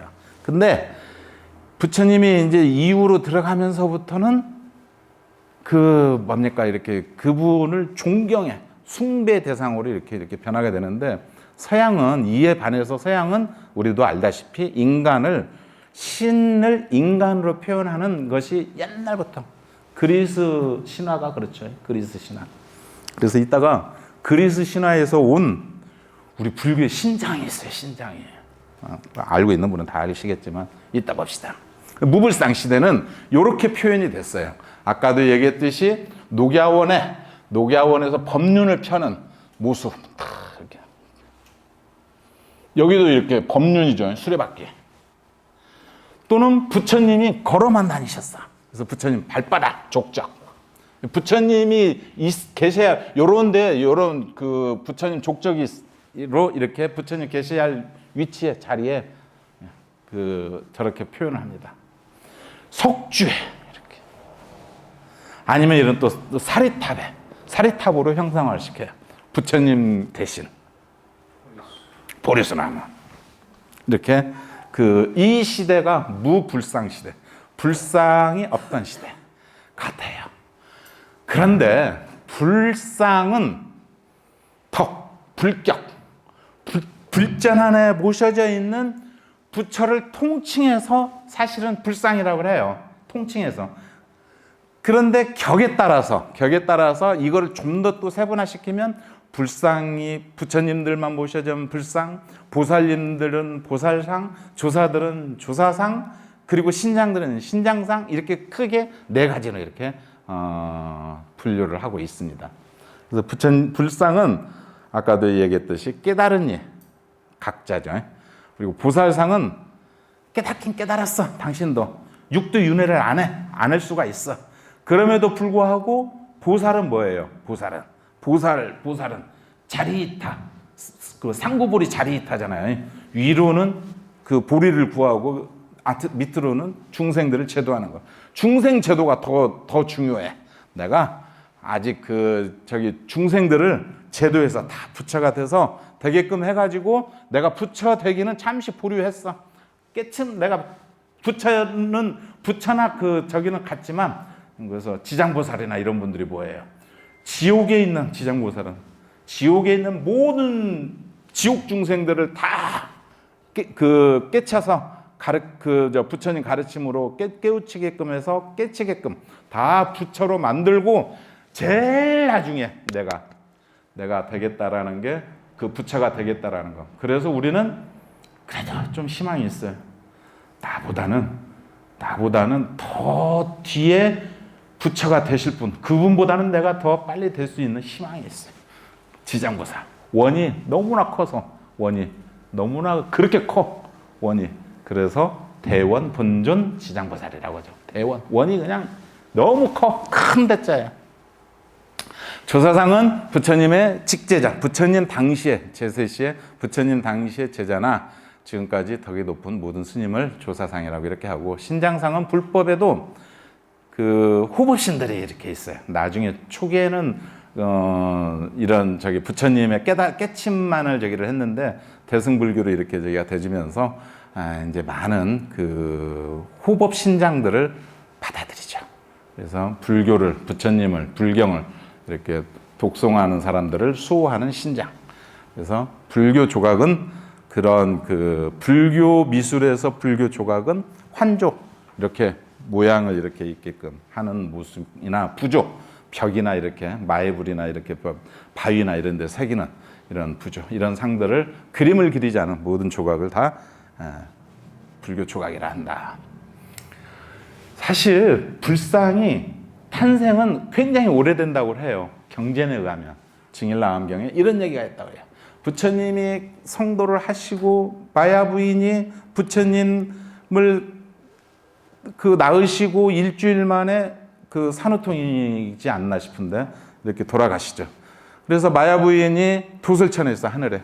그래서 부처님이 어머니에게 그 깨침을, 어머니를 저기를 하기 위해서 법을 하늘 도설천에 올라가서 마야 부인에게 3개월 동안 법을 이렇게 설해요. 근데 그때에 부처님이 이렇게 다니시고 이렇게 막 그 법문을 설하고 막 항상 만났던 그 왕들이 얼마 동안 이렇게 부처님을 뵙지 못하니까 병이 나버려. 그냥 너무나 그냥 좋아하는 사람 못 만나면, 그러죠. 못 만나면은 이렇게 병이 되듯이 이 왕들도 그랬다고 그래. 그래서 코산비국의 우전왕하고 코살라국의 파사이광이 있는데, 전단나무와 자마금으로 부처님 형상을 5척 크기로 부처님 상을 만들었다. 그래서 병이 나았다라는 게 경전에 이렇게 있습니다. 전설처럼 이렇게 있겠죠. 이미 부처님 당시에도 불상이 있었다라는 이런 얘기가. 여기에서 코산비국 우전왕은 전단나무, 전단향, 나무를 조각을 했고, 코사비국의 파사이광은 자마금, 사금, 먼 어디에 나오는 사금이랍니다. 아주 좋은 금이랍니다. 그러니까 저기로 부처님을 철불이라고 얘기를 할까? 그렇게 해서 나무와 이런 그 금으로 부처님이 처음에 조성이 되진다고 해요. 지금 불상의 모습, 부처님의 형상화되는 모습이 지금 나와 있는 저기로는 가장 오래된 거는 2세기경 인도 쿠샨 왕조가 저쪽에 지금의 파키스탄으로 보면 안 돼요. 파키스탄 그쪽, 아프가니스탄 이쪽으로. 카니슈카라는 왕이 그 대왕이 있었는데 이 왕이 금화를 그때 발행을 하는데, 한쪽에는 자기 모습, 한쪽에는 위대한 분들의 모습을 하는 그런 그 금화들이 나오는데, 그 중에 한 분인 부처님이 여기에 나와요. 그래서 불상은 교훈적으로 저기 어쩌고 저쩌고 신도들을 감동시키고 어쩌고 저쩌고, 하여튼 숭배의 대상으로 이제 그때부터 부처님이 형상화되면서부터 이제 더욱더 교훈적인 교제에서부터 숭배의 대상으로 나오는데, 이게 카니슈카 대왕 대영박물관에 있다고 그러죠. 다 영국놈들이 다 가져갔죠. 그래서 이게 이제 카니슈카 대왕이에요. 이분이 부처님이에요, 부처님. 이 가사 이렇게 한쪽에 짚고 손으로 이렇게 탁. 아마 알파벳 중에서 부다마 비슷하게 써 있었을 것 같아요. 이 형상이 초창기 간다라 불상하고 똑같아요. 그러죠? 간다라 불상하고. 이 간다라 불상이 바로 처음 그리스 문화가 알렉산더에 의해서 동방 원정에 의해서 저쪽 그 아프가니스탄 그쪽 거기를 간다라 지역이라고 하는데 여기에 헬레니즘 문화가 이렇게 형성이 되시면서 거기에서는 그리스 문화가 이렇게 그 여기 많이 이제 퍼져 있으니까 당연히 그냥 신도 저기 하니까 여기 그쪽에 이제 불교가 이제 그쪽으로 이제 올라가거든요. 그 교세가 아쇼카 왕에 의해서 뭐 저기 하더니 그러니까 이제 불상이 이렇게 나오게 되죠. 그래서 그리스의 그 신상과 비슷한 얼굴도 심지어는 모습도 그리스, 유럽 그 사람들의 모습이 이렇게 신장도 크고 이 얘기는 이제 불교 조각의 종류를 재료로 구분하면 뭐 금으로 있고 은으로 있고 뭐 철, 나무, 돌, 소조는 이제 흙으로 이렇게 빚어놓는 것이 있고 뭐 기타 뭐 도자기도 있고 뭐 이런다는 얘기예요. 뭐 그러겠죠. 그래서 뭐 너저리 이렇게 써놨는데 갈 길이 바쁘니까 근데 요거는 조금 우리가 조금 한번 좀 봐야 할 것 같아요. 형태로 볼 때 장육상이라는 게 있어요. 몸의 길이가 1장 6척 이거를 저기 했는데 우리가 이게 한 척이 우리나라에서는 남조촉하고 중국에 그 당나라 때 쓰던 약 한 30cm, 24.5cm 이렇게 이게 있어요. 그래서 조금 틀려요, 약간의. 그런데 주로 당척으로 쓰는 경우가 많기도 하고 어떨 적에는 뭐 하여튼 막 혼돈이 오는데 이게 저희가 틀려져서 어쨌든 한 3.92m에서 4.8km 4.8m 같아요. 1장 6척이니까 16척 불상이라는 건데 부처님 생존 당시에 보통 사람의 신장이 8척이었대요. 전 정말도 저기 조금 8척이면 38, 24, 2m 40cm예요. 근데 그 처음 불상이 나왔던 게 간다라 지역이기 때문에 저쪽 유럽 이쪽이니까 신장이 크긴 컸을 거예요. 이거는 조금 너무 심한 것 같고 어찌 됐던 간에 부처님은 사람보다 더 크게 위대하니까 그래서 16척 불상을 조성을 했던 것이 이게 장육상이에요. 우리가 장육상 그러면 그냥 우리 기본의 사람보다도 한 배가 더 큰 그래서 그 장육상은 큰 불상을 장육상이라고 그래요. 보통 장육상. 그래서 대자를 포함한 저 석굴암이나 이런 저기들도 사실은 장육상으로 이렇게 불상으로 봅니다. 근데 여기에 이제 그 팔척장신이라고 하잖아요. 우리나라에서도요. 예, 팔척장신. 8척만 돼도 엄청 큰 것이 되는 건데 그렇다는 것이죠. 그래서 이제 장육상의 절반인 이것이 이제 결국 등신상인데 등신상은 불상을 만들 당시 그 사람의 키하고 거기에 맞춰서 이렇게 우리가 이제 등신불 그 저기 돼 있죠. 단편 소설 등신불에서도 그 나중에 이제 등신상이 되는 것인 건데 그렇게 저희가 되죠. 이런 불상도 있습니다. 일걸수 반불상 한 뺨 정도. 이 한 뺨이 사람 얼굴 정도. 이거는 이제 호신불이나 또 어디 멀리 갈 때 이렇게 모시고 다니는 이렇게 이동용 불상이 될 수도 있겠죠. 대불이 있습니다. 대불. 장육상보다도 10배가 더 큰 어마어마하게 큰 미륵대불 주로 이런 대불들이 있겠죠. 금산사 미륵 장육상. 교리적으로는 석가모니 부처님이 있어요. 첫 번째가. 그죠? 가장 기본이 되는 게 석가모니 부처님. 우리 증심사 대웅전. 대웅전이 뭐예요? 큰 대자에다 수커동자잖아요. 그냥 영웅이다 이거예요. 큰 영웅. 그거는 석가모니 부처님 한 분이다 이것이죠. 그래서 대웅전이라고 그 앞에다가 딱 명패를 대웅전이라고 이렇게 붙이죠. 대웅전의 주불이 석가모니 부처님이시고 좌우 협시가 문수 그 세지 문수보살과 세지 그 문수 세지 이렇게 대체적으로 저기가 되죠. 그 석굴암의 주불은 석가모니 부처님이라고 하는데 어떤 이들은 또 약사불이라고도 해요. 약사불. 예. 그래서 뭐 의견은 분분하지만 그렇습니다. 석가모니 부처님이 이렇게 그 다른 그 저기로 나타나기도 해요. 삼신불인데 서산마애불인데 석가모니 부처님이죠.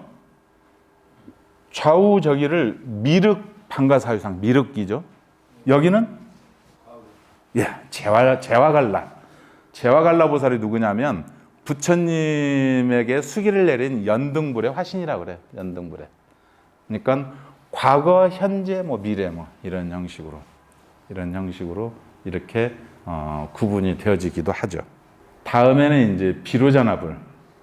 비로자나는 범어로서 바이로차나. 부처님의 광명이 어디에나 두루 똑같이 비친다라는. 그래서 이제 불교에서 모든 존재는 불성이 있고 부처가 있다고 할 때 말하는 부처가 바로 이제 비로자나 부처님이신데, 제가 이제 이 저기를 삼신불을 소개를 할 때 이 비유를 좀 많이 들죠. 뭐냐면은 하늘에 달이 떠 있어요. 하늘에 달. 이 하늘의 달이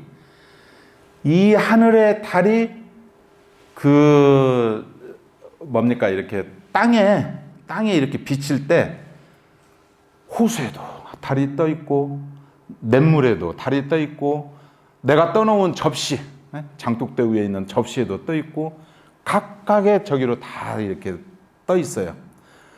그러는데 그 하늘의 달이 빛이 이렇게 비칠 적에는 드러나지는 않았지만 어디나 다 똑같이. 그래서 하늘에서 비가 내릴 때 그 근기에 맞춰서 어떤 논에서는 논에만큼 자기가 쓰는 거고 그 빗물을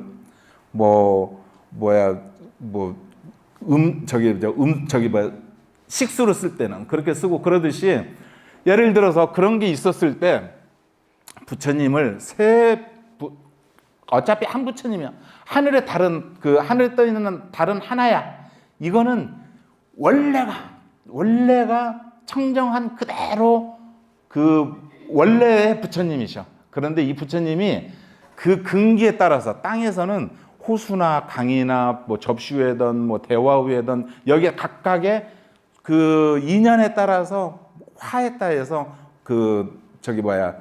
1100억 화신 서가모니 부처님이라고 그래요. 서가모니 부처님. 하늘에 따 있는 달은 원래 그 달은 하나야. 그 하나는 청정법신 비로자나불. 아까 이야기는 바이로차나. 저기는 똑같은 건데 하늘의 달은 똑같은. 이게 만약에 하늘의 달이 청정법신 비로자나불이라면 땅에서 비춰지는, 거기에 보여지는 거울이든 뭐든 여기에 비춰지는 그 달들은 서가모니 부처님 1100억 화신으로 그 근기에 맞게끔 그 모습을 화했다고 그래서 1100억 화신 서가모니 부처님이라고 그래요. 그런데 그 빛이 비춰주는 보이지는 않지만 이 저기를 원만하게 했다고 해서 원만부신 노사나불이라고 그래요. 우리가 세 분을 그렇게 얘기를 합니다. 어찌 되었던, 이따가 이제 다시 한번 보고. 그래서 비로자나 부처님을 대적광전, 대적전, 비로전, 화엄전, 하여튼 이렇게 이름을 해요. 금산사나 해인사나 귀신사, 저 김재현 금산사 밑에 있는 수인은 직원인이라고 그래서 부처와 중생 둘이 아닌 하나라는 뜻이죠. 하나라는 뜻. 이것도 조금 이따 그 사진을 보면서 협시보살로는 문수 보현보살이 있어요. 문수보살. 그리고 뭐 노사나불이나 석가불을 협시하는 삼신불로도 이렇게 나타나는데 어쨌든 뭐 화엄종이 주종불이다 이런 저기가 있습니다. 비로자나불의 대표적이에요. 이분 기억나세요? 장흥보림사 철불이에요. 철불. 이분은 증심사 비로전. 우리 증심사 비로전은 비로자나 부처님의 수인은 직원인이라고 그랬죠. 직원인은 이 검지를 이 오른손으로 왼손의 검지를 오른손으로 이렇게 감싸고 있는 거.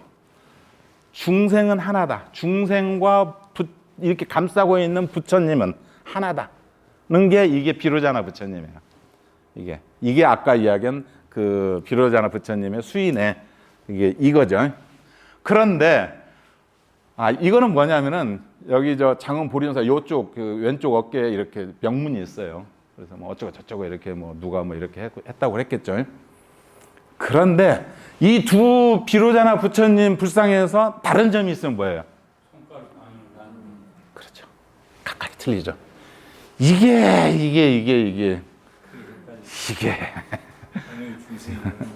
제가 항상 주장하는 게 이겁니다. 이게 뭐냐? 인도는 오른손이 최고예요. 오른손. 왼손은 오른손으로 밥 먹어. 왼손으로 먹으면 큰일 나. 왼손은 뭐예요? 그 뒷일 보는 거야. 뒷일. 왼손은. 그래서 왼손으로 애들 머리를 쓰다듬거나 하면 인도 성지순례 가서 가면 안 되겠죠. 난리가 나겠죠. 그래서 오른손이 인도는 문화가. 그런데 우리 동양 3국, 중국, 일본, 한국은 그렇죠. 왼쪽이 영의정, 다음에가 좌의정이에요. 그 다음에 우의정이에요. 왼쪽, 오른쪽. 그래서 만약에 부처님이 계시고 제자들이 16분이 있어. 부처님이. 그러면 이거 순서를 어떻게 놓을 것 같아요? 왼쪽, 오른쪽 이렇게. 첫 번째 제자, 두 번째 제자 이렇게. 그래서 첫 번째 제자가 누구예요? 가섭존자. 그러죠. 오른쪽에 안한존자. 그래서 항상 부처님 우리가 그 그림이나 저기에 보면 항상 왼쪽이 첫 번째, 두 번째 이렇게 나가는 거예요. 이렇게. 중국 영향이라고. 우리 그렇다고 봐야죠. 그렇다고. 그래서 저는 그렇다고 주장을 하고 여기에 아직은 누가 이을은 제가 받지는 못했어요. 그래서 그렇다라는 걸 보여주는 거예요. 그런데 증심사 이 비로자나 부처님은 본래는 여기 우리 바로 옆에 여기 봐요. 옛날 도청 앞에 그 자리가 대왕사라는 절이 있었다고 그래요. 대왕사. 거기에 모셔졌던 부처님이라고 그래요. 근데 이제 거기가 폐허가 돼서 요 옆으로 지금 대성학원인가 기숙사 자리 그쪽에다가 일제 강점기 때 절을 이렇게 지어 있기도 하고 거기에 모셔져 있던 거를 거기도 폐허가 이제 저희가 되면서 증신사로 모셔왔다고 그럽니다. 좀 사진이 좀 안 나와서 내가 그 모습을 좀 찍은다고 이거 제 사진은 아닌데요.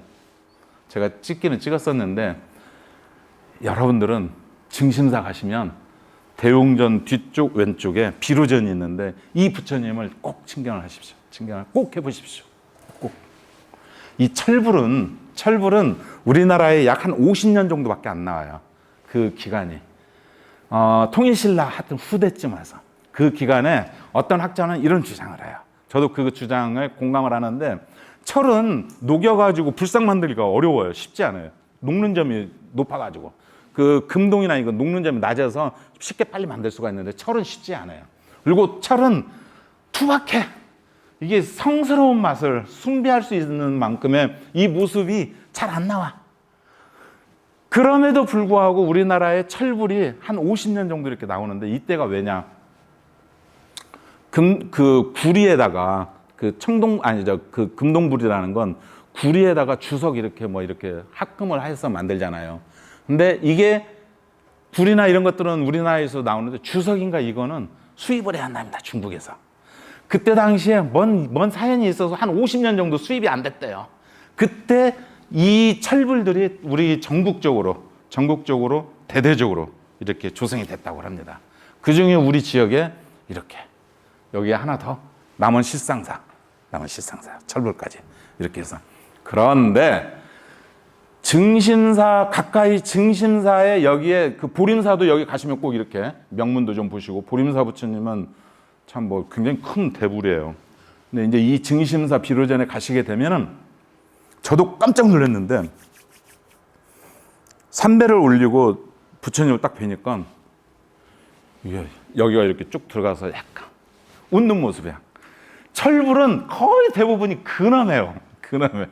그런데 우리 증신사 비로자나 부처님은 가서 보면은 저기 거의 불상에서 금동불에도 거의 좀 잘 안 나타나는데 웃는 모습이에요. 웃는 모습. 얼마나 환희스럽습니까? 얼마나. 그래서 여러분들 증신사 이렇게 가시게 되면 대웅전도 500전 당연히 500전도 해야 하고 하는데 비로전 가셔서 부처님의 웃는 모습을 한번 보시기 바랍니다. 아셨습니까? 예. 웃는 모습 아셔요? 혹시? 내가 그래서 증심사 신도분들한테는 그 얘기를 자주 했었는데 처음 들어봐요? 하긴 증심사 가서 비로전에 저기 참배도 하신 분이 별로 있을까 싶기도 하고. 아, 그래요? 웃는 모습 봤어요, 미소? 저는 갈 때마다 108배 하니. 아. 자, 어디에 계시는 부처님인지 아세요? 어디 한번 알아보자 보세요. 어려워. 이거 여기만 이렇게 딱 했으니 뭐 알겠어. 화엄사 대웅전에 오셔져 있는 거죠. 네?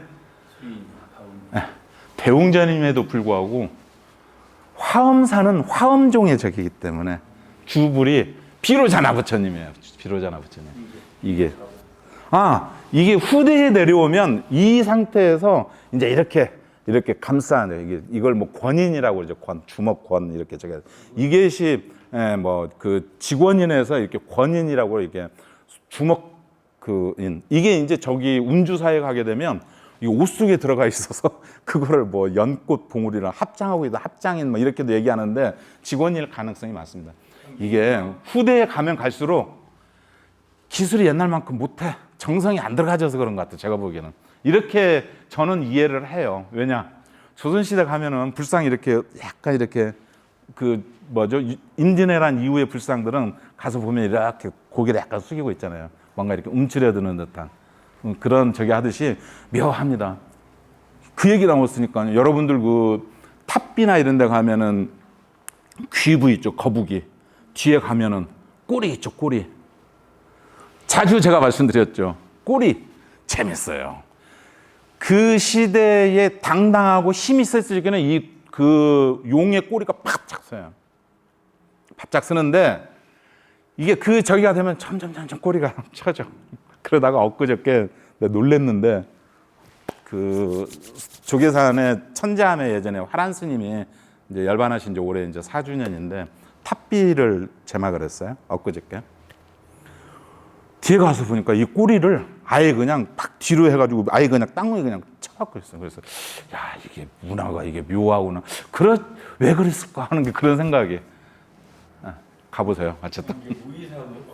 무이사 거기는 올라가. 대적광전도 저렇게 조성했어요. 근데 청정법신 비로자나 부처님이에요. 그러면은 그 좌우 저기를 아까 삼신불로 해서 원만 보신 노사나불에게 이게 화관을 쓰고 있어서 보살로 보이겠지만 이분은 부처님이세요. 유일하게 원만 보신 노사나불은 이렇게 저기를 하고 계시고 천백억 화신 서가모니 부처님이세요. 천백억 화신. 이 세 부처님은 그냥 하나야. 원래는 하나의 부처님인데 이렇게 그 교리 성격에 따라서 나눠 놓은 거예요. 나눠 놓은 거예요. 이렇게. 그래서 그 뭡니까 이렇게 삼신불이 삼신불이 온 우주에 다 이렇게 퍼져 있는 게 비로자나는 빛 광명이기 때문에 그런다라는 거를 여러분들이 아시면 되겠습니다. 다음에 이제 우리가 또 많이 만나는 분이 아미타 부처님이죠. 아미타 부처님. 아미타 부처님은 수명이 영원히, 광명이 영원히. 그래가지고 무량광이고 시간적으로는 뭐 영원한 부처님인데 무량수니까 서방 정토를 저기라 하고 있으면서 편안하게 살도록 하는 이런 부처님이시고 정토 삼부경을 기본으로 하고 있고 우리 지역의 실상사 아미타 철불의 무량 아미타 부처님이세요. 그리고 수인은 아미타 정인과 구품인이라고 해서 그 9개 이제 저기라고 협시보살로는 관음세지가 보편적인데 이 관음지장 이렇게 해서 8분의 저기를 8대 보살이라고 해요. 이 보살들이 다 나타난다고 그래요. 그래서 딱 아미타 부처님인데 다른 보살님들이 지장보살님도 있고 미륵보살님도 막 나타나고 뭐 이게 뭐가 잘못되는 것 같은데 이렇게 하시지 마시고 이렇게 다 나오신다라는 거를 그리고 무량수전, 극락전, 아미타 전이라고 이렇게 그 명패를 그렇게 저기를 하게 되죠. 이분이 바로 실상사 그 아미타 부처님이십니다. 그래서 아미타 부처님의 좌우 보살은 관세음보살, 대세지 보살인데 보살상이 다 똑같아요. 근데 관세음보살님만 유일하게 여기 화관에 부처님이 있어. 부처님. 나의 주불인 아미타 부처님을 이 머리에까지 모시고서 내가 그 부처님을 이렇게 협시하겠다.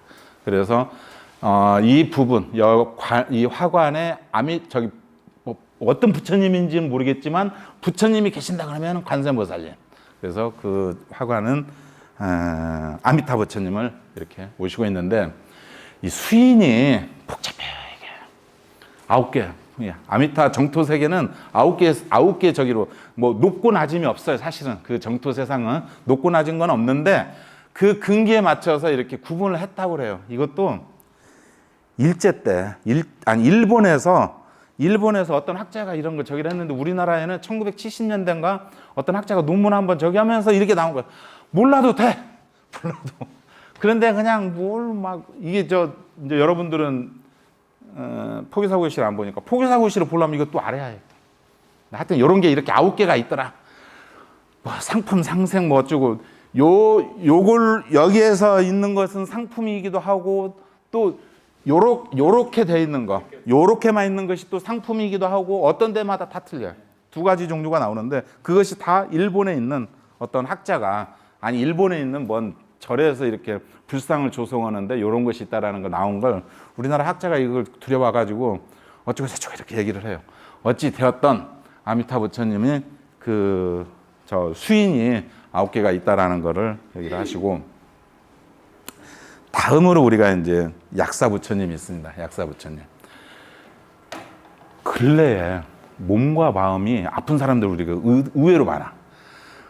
근데 이 약사불은 사실은 삼국시대나 이렇게 전쟁이 많이 났었을 때 이럴 적이 많이 등장했던 우리가 모셨던 부처님인데 요 근래 그래서 약사불이 요 근래 많이 또 새로 이렇게들 절에서 이렇게 모시는 경우가 많아요. 의사나 마찬가지예요. 의사.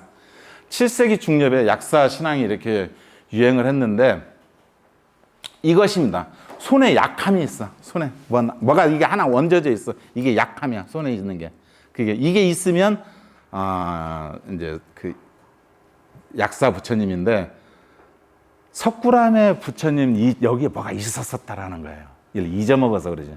그래서 약사열애라고 이렇게 주장하는 사람들이 있습니다. 약사열애라고.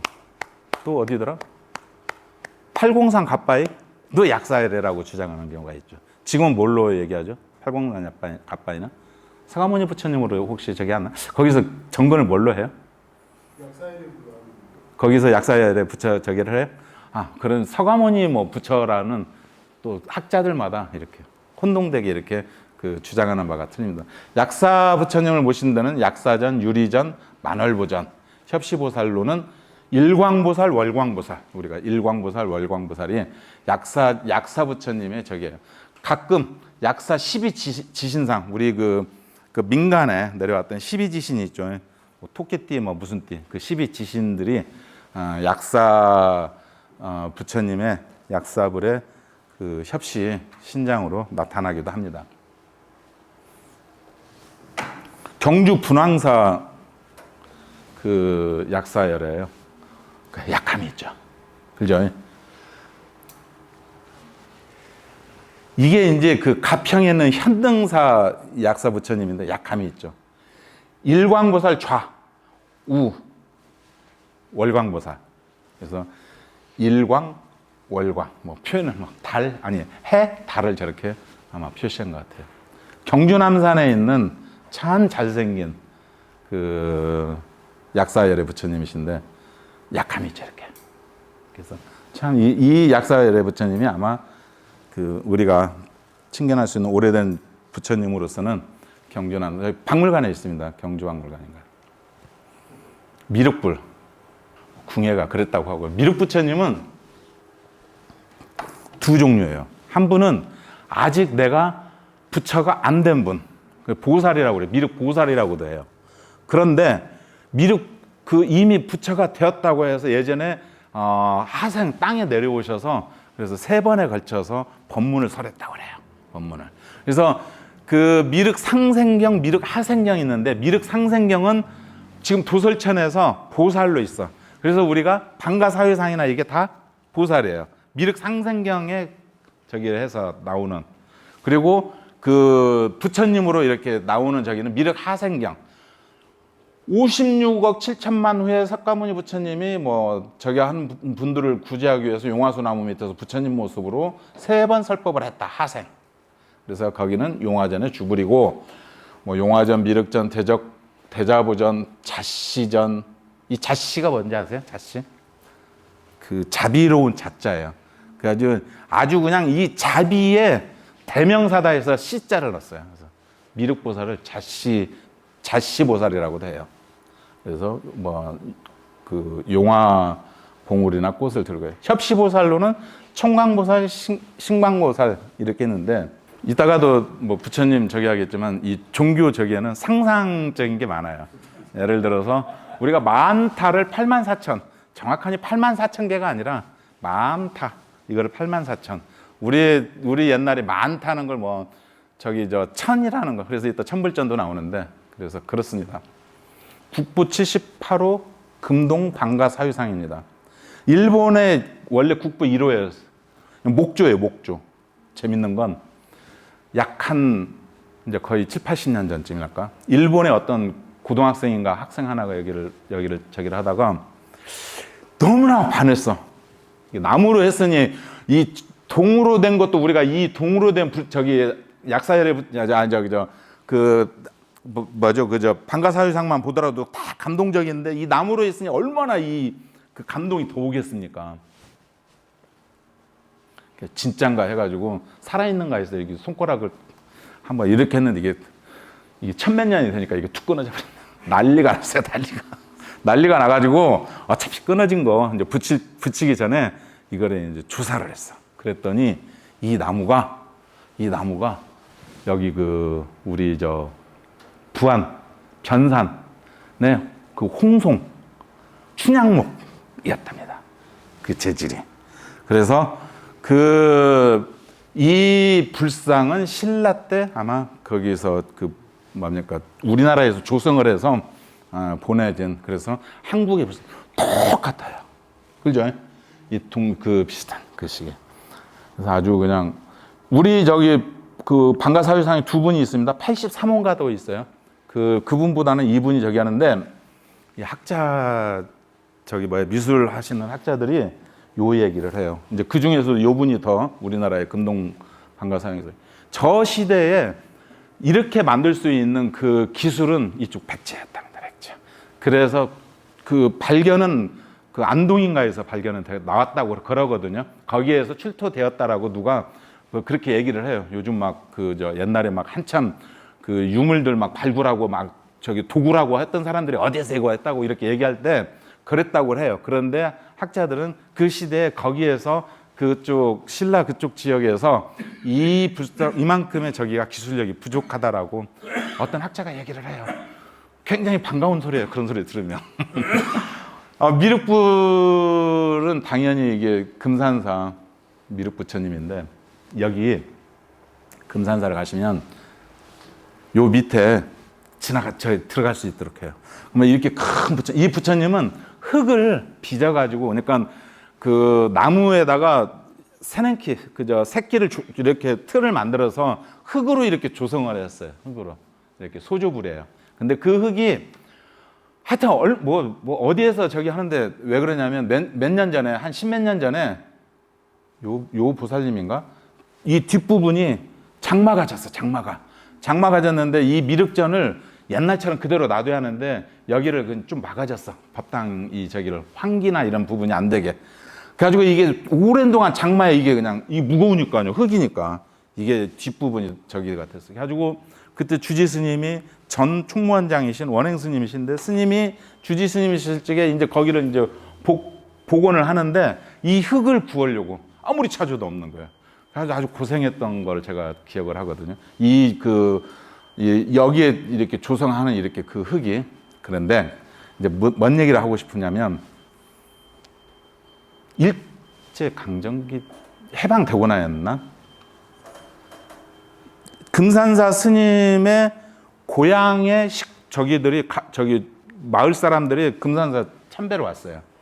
그래서 이제 그 밑에 들어가서 여기에 그 대좌가 있는데 이게 꼭 솥단지처럼 생겼어요. 그래서 예전에 저도 이제 어려서 그 고등학교 때까지만 해도 여기 가면은 거기 가서 이렇게 그게 아주 유명해요. 거기 가서 이렇게 솥단지 만져서 저기를 그날 밤에 저기를 하면 아들을 낳는다. 막 이런 저기 속설이 있어서 사람들이 그냥 반질반질해. 그런데 그 밑에가 이제 어둡잖아요. 초를 켜고 가서 여기다 놓고서 이제 그걸 보여주고는 초를 안고 그냥 나가랬어. 그래가지고 이 아내가 이제 나무에다가 저기 새끼로 이렇게 막 한 거니까 이 저기가 그 초 저기로 해서 이게 그 이제 불이 났어. 이게 탔어.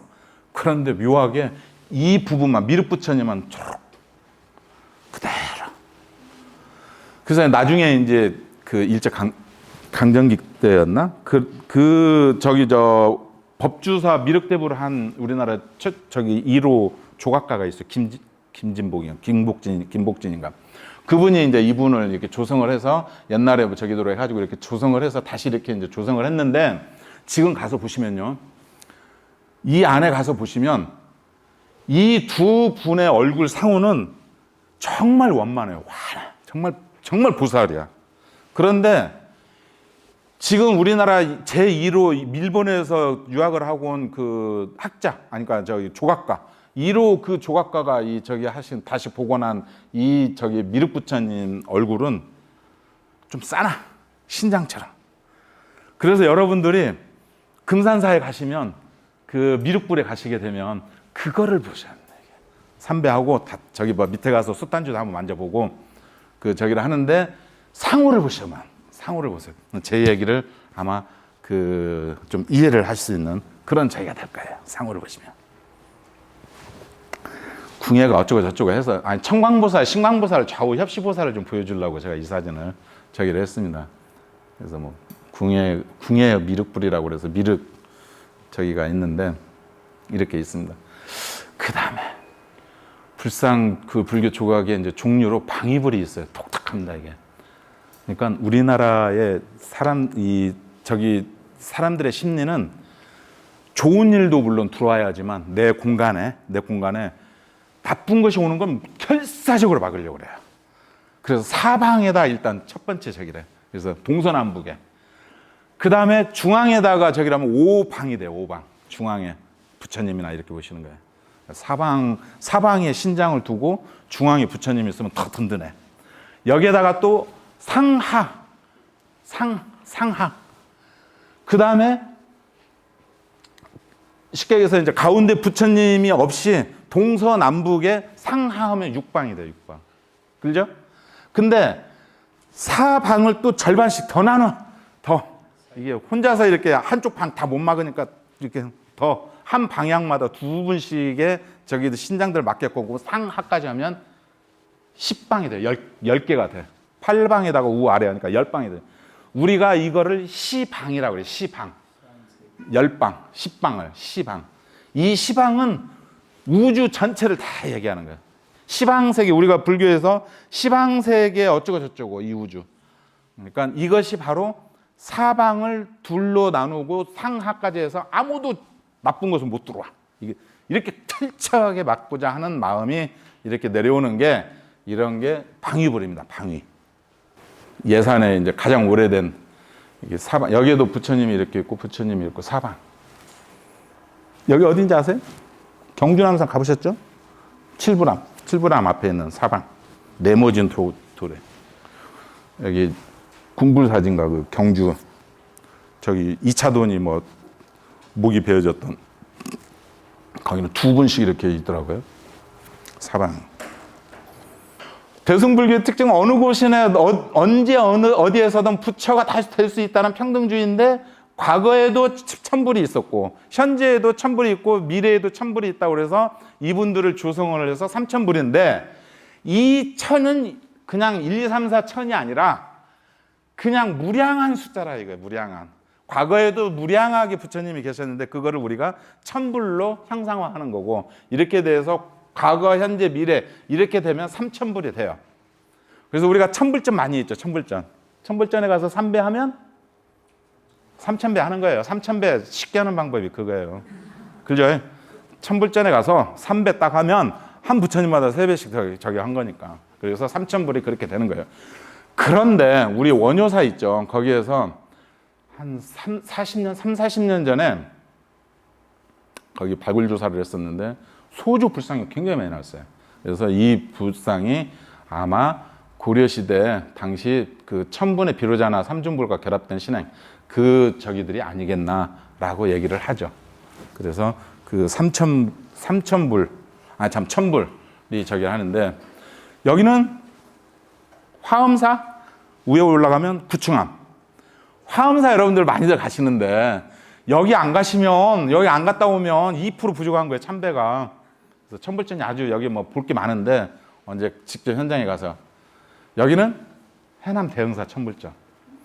그 영조 때인가 한 200년 전쯤인가 대흥사에 불이 나가지고 천불전을 이제 천불을 조성을 하는데 경주의 그 기림사 있죠. 기림사 저쪽 넘어가면 경주에서 바닷가로 그쪽에 뭐 경주 옥돌 경주가 원래 옥돌이 유명하답니다. 그래서 안경이나 이런 걸 많이 깎았다 그래요.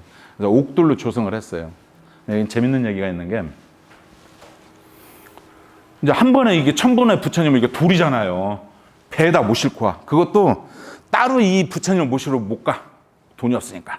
그러니까 이제 상선들이 왔다 갔다 하는 쪽에 그 상선에다 맡기는 거 이렇게 얘기를 하는 게 어차피 물건 싣고 여기서 뭐 쌀이나 이런 거 갖다가 이제 경상도 저기 하고 이제 올 때.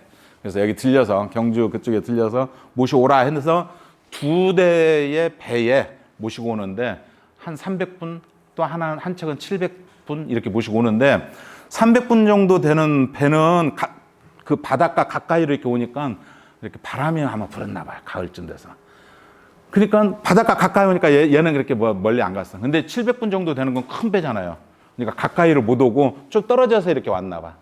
바람이 불어서 풍랑이 불어가지고 흘러가 버렸네. 일본에까지.